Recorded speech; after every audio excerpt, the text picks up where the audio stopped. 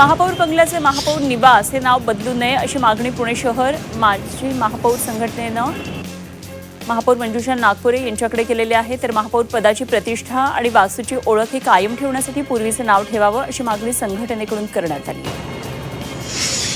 पुण्यामध्ये 413 किलोमीटर लांबीचे नवीन रस्ते तयार केले जाणार आहेत आणि यासाठी सुमारे 627 कोटी रुपयांचा खर्च अपेक्षित आहे। सायकल स्पर्धेसाठी रस्त्यांचा कायापालट होणार आहे, वाहतुकीला त्यामुळे गती येणार आहे। पुण्यातल्या शनिवार पेठेतील मुठेश्वर मंडळाजवळ सिलेंडर ठेवताच रस्त्याचा भाग खचला आणि मोठा खड्डा पडला। त्यामुळे महापालिकेच्या निकृष्ट रस्ते कामाची पोलखोल झाली आहे। लाखो कोट्यवधी रुपये खर्च करून रस्ते तयार केल्याचा दावा महापालिकेकडून केला जातोय, मात्र प्रत्यक्षात रस्त्याची अशी अवस्था होत असल्यानं कामाच्या दर्जावर आता प्रश्नचिन्ह उपस्थित होत आहे।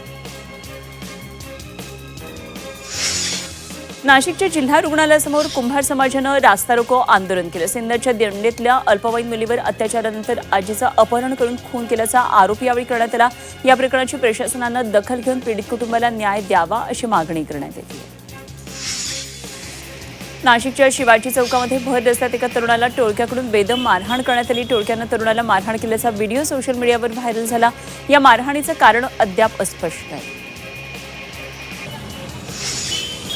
नाशिकमधल्या खड्ड्यांचा प्रश्न आता ऐरणीवर आलाय। खड्ड्यांच्या मुद्द्यावरून पालिका आयुक्त आक्रमक झाले। महापालिकेच्या 13 अभियंत्यांना कारणे दाखवा नोटीस बजावण्यात आली आहे आणि या नोटीसला 7 दिवसांमध्ये उत्तर देण्याचे आदेश दिलेत। नोटीसला उत्तर न दिल्यास राज्य शासनाकडे अहवाल पाठवण्याचा इशारा दिलाय।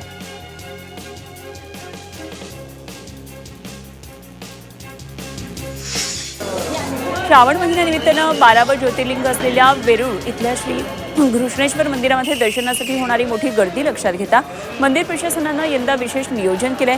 भाविकांना जलद दर्शन मिळावं यासाठी गाभाऱ्यातले अभिषेक यंदाही बंद ठेवण्यात येणार आहे। छत्रपती संभाजीनगर विमानतळानं 2025-26 या आर्थिक वर्षात 6,28,000 प्रवासी आणि 1,362 टन मालवाहतुकीची हाताळणी केली। या कामगिरीसह महाराष्ट्रातील सर्वाधिक वर्दळीच्या विमानतळांमध्ये संभाजीनगर विमानतळ आता 4थ्या क्रमांकावर आलेला आहे। छत्रपती संभाजीनगर शहराला अजूनही 5 ते 6 दिवसाआड पाणी पुरवठा होतोय, तरी देखील दररोज लाखो लिटर पाणी वायाही जात आहे। त्यामुळे याकडे मनपा प्रशासनानं तातडीनं लक्ष देण्याची गरज व्यक्त होतीये।